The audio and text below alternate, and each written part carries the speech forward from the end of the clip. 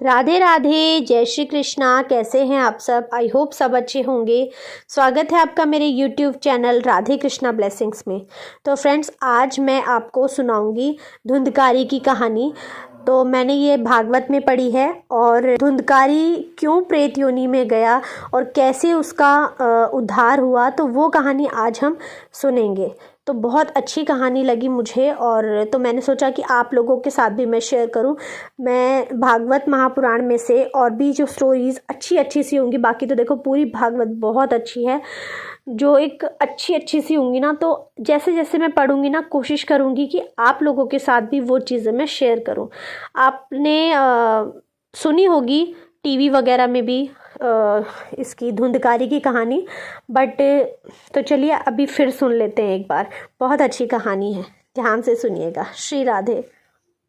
प्राचीन समय की बात है। दक्षिण भारत की तुंगभद्रा नदी के तट पर एक नगर में आत्मदेव नामक एक व्यक्ति रहता था, जो सभी वेदों में पारंगत था। उसकी पत्नी का नाम धुंधली था। धुंधली बहुत ही सुंदर लेकिन स्वभाव से क्रूर और झगड़ालू थी। घर में सब प्रकार का सुख था, लेकिन उनकी कोई संतान नहीं थी। वह चिंता में रहता था कि यदि उम्र ढल गई तो फिर संतान का मुख देखने को नहीं मिलेगा।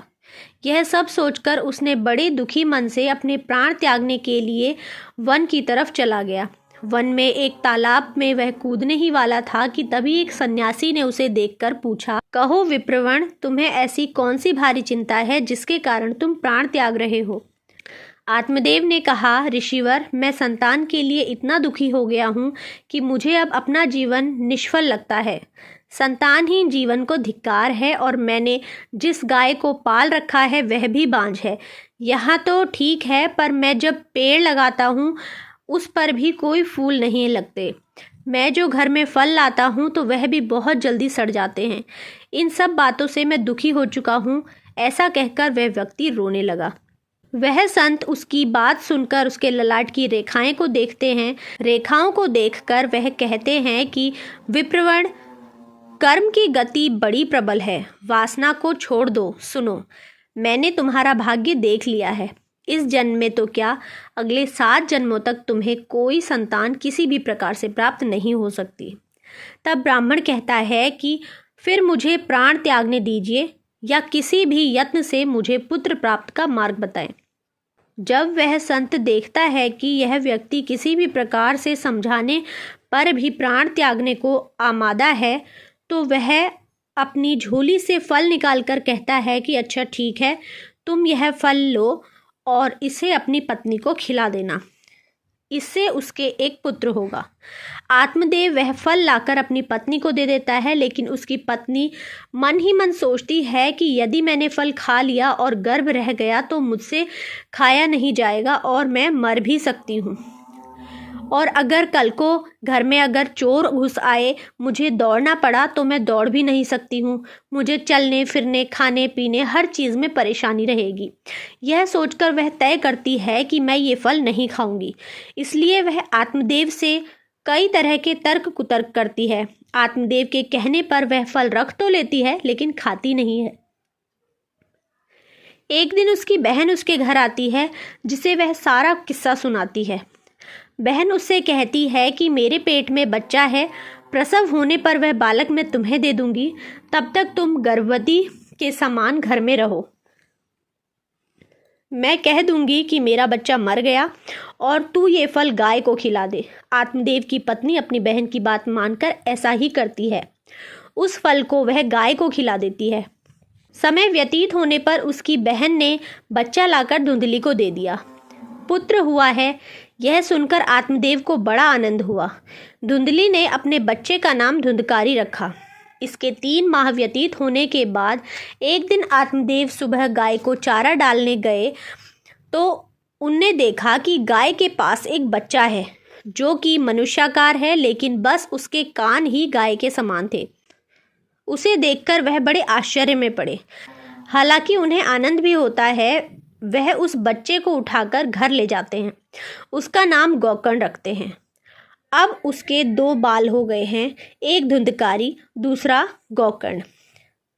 गौकर्ण बड़ा होकर विद्वान, पंडित और ज्ञानी निकलता है, जबकि धुंधकारी दुष्ट, नशेड़ी और क्रोधी, चोर, व्याभिचारी, अस्त्र शस्त्र धारण करने वाला, माता पिता को सताने वाला निकलता है। वह माता पिता की सारी संपत्ति नष्ट कर देता है। एक दिन वह पिता को मार मार कर घर से बाहर निकाल देता है।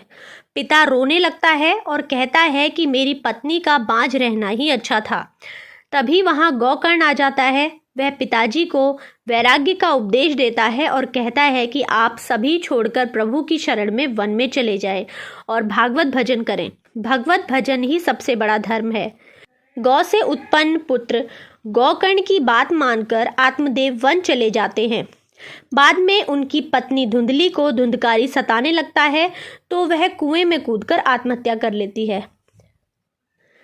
तब धुंधकारी 5 वैश्याओं के साथ रहने लगता है।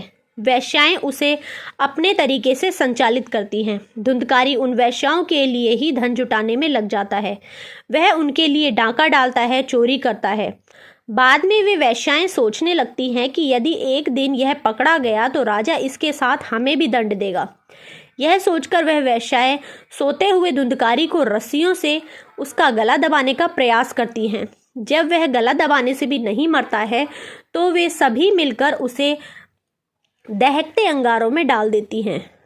वहां वह तड़प तड़प कर मर जाता है। बाद में उसे गड्ढा खोदकर गाड़ दिया जाता है। मरने के बाद धुंधकारी भयंकर दुख देने, झेलने और अपने कुकर्मों के कारण एक प्रेत बन जाता है। प्रेत बनने के बाद भूख और प्यास से वह व्याकुल हो जाता है। रह रहकर वह चिल्लाता भी रहता है, क्योंकि उसे अंगारों से जलाया गया था, इसलिए उसकी अनुभूति उसे अभी भी सताती रहती है। उसे लगता है कि अभी भी मेरा शरीर जल रहा है। एक दिन उसका भाई गौकर्ण उसके गांव में कथा कहते हुए आते हैं। गौकर्ण सबसे नज़र बचाते हुए अपने पुश्तैनी मकान में सोने चले जाते हैं। अपने ही घर में अपने भाई को सोया हुआ देखकर धुंधकारी खुश हो जाता है और आवाज़ लगाता है। गौकर्ण यह सुनकर पूछता है कि तुम कौन हो? धुंधकारी कहता है, मैं तुम्हारा भाई हूँ। मेरे कुकर्मों की गिनती नहीं की जा सकती, इसी से ये प्रेत योनि में पड़ा ये दुर्दशा भोग रहा हूँ। भाई, तुम दया करके मुझे इस योनि से छुड़ाओ। गौकर्ण कहता है कि मुझे बड़ा आश्चर्य हो रहा है। मैंने तुम्हारे लिए विधि पूर्वक गयाजी में श्राद्ध किया, फिर भी तुम प्रेत योनि से मुक्त कैसे नहीं हुए? मैं कुछ और उपाय करता हूँ। कई उपाय करने के बाद भी जब कुछ नहीं होता है तो अंत में वह सूर्यदेव से पूछते हैं, तो सूर्यदेव कहते हैं कि केवल श्रीमद् भागवत कथा सुनने से ही मुक्ति हो सकती है, इसलिए तुम सप्ताह पारायण करो। तब गौकर्ण व्यास गद्दी पर बैठकर कथा कहने लगते हैं। देश गांव से बहुत से लोग कथा सुनने लगे। इतनी भीड़ हो गई कि सब आश्चर्य करने लगे कि वह प्रेत भी वहां आ पहुंचा। वह इधर उधर स्थान ढूंढने लगा। इतने में उसकी दृष्टि एक सीधे रखे हुए 7 गांठ के बांस पर पड़ी। वह वायु रूप में उसमें जाकर बैठ गया। जब शाम को कथा को विश्राम दिया गया तो एक बड़ी विचित्र बात हुई। सबके देखते देखते उस बांस की एक गांठ तड़ तड़ करती फट गई। इसी प्रकार 7 दिनों में 7 गांठें फट गई और 12 स्कंद सुनने से पवित्र होकर धुंधकारी एक दिव्य रूप धारण करके सामने खड़ा हो गया। उसने भाई को प्रणाम किया। तभी बैकुंठवासी पार्षदों के सहित एक विमान उतरा। सबके देखते ही धुंधकारी विमान पर चढ़ गया। उन पार्षदों को देखकर उनसे गौकर्ण ने कहा, भगवान के प्रिय पार्षदों, यहाँ हमारे अनेकों शुद्ध हृदय श्रोतागण हैं। उन सबके लिए एक साथ बहुत से विमान क्यों नहीं लाए?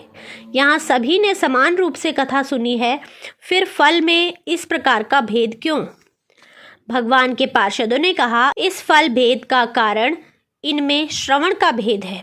श्रवण सबने समान रूप से ही किया, किंतु इसके जैसा मनन नहीं किया। इस प्रेत ने 7 दिन तक सुने हुए विषय की स्थिर चित्त से खूब मनन भी करता रहा। यह कहकर वे सब पार्षद बैकुंठ को चले गए। श्रावण माह में गौकर्ण ने फिर से उसी प्रकार सप्ताह कर्म से कथा कही। वहां भक्तों से भरे हुए विमानों के साथ भगवान प्रकट हो गए। उस गांव में कुत्ते और चांडाल पर्यंत जितने भी जीव थे सभी दिव्य देह धारण करके विमान पर चढ़ गए और भगवान उन सभी को योगी दुर्लभ गोकुल धाम ले गए। इस कथा का निष्कर्ष ये है कि अपने माता पिता को कष्ट देने वाला, शराब पीने वाला, वैश्यागामी आदि पुरुष प्रेत योनि प्राप्त कर अनंत काल तक भटकते रहते हैं। अब ना ही गोकर्ण की तरह कथा सुनाने वाले हैं और ना ही सुनने वाले। धुंधकारी को अपने पापों की सजा तो मिली, साथ ही उसने प्रेत योनि में रहकर भी सजा भुगती। बाद में जब उसे पछतावा हुआ तो भागवत कथा सुनकर मन निर्मल हो गया। निर्मल मन होने से उसके सारे संताप जाते रहे। श्री राधे। तो ये थी धुंधकारी की कहानी, कैसा दुष्ट था वो और कैसे उसको मतलब भगवत धाम प्राप्त हुआ। तो आई होप आपको ये स्टोरी, ये धुंधकारी की जो कहानी है वो अच्छी लगी हो। वीडियो कैसा लगा प्लीज़ कमेंट करके मुझे ज़रूर बताएं और वीडियो ना ज़्यादा से ज़्यादा शेयर ज़रूर करें अगर आपको ये कहानी अच्छी लगी हो तो मिलते हैं नेक्स्ट वीडियो में। ऐसे ही आगे जैसे जैसे मैं भागवत पढ़ती जाऊंगी, मुझे जो कुछ अच्छी अच्छी चीज़ें लगेंगी कि मैं आप लोगों के साथ शेयर करी जाएँ वो चीज़ मैं ज़रूर करूँगी। तो मिलते हैं नेक्स्ट वीडियो में। राधे राधे, जय श्री कृष्णा।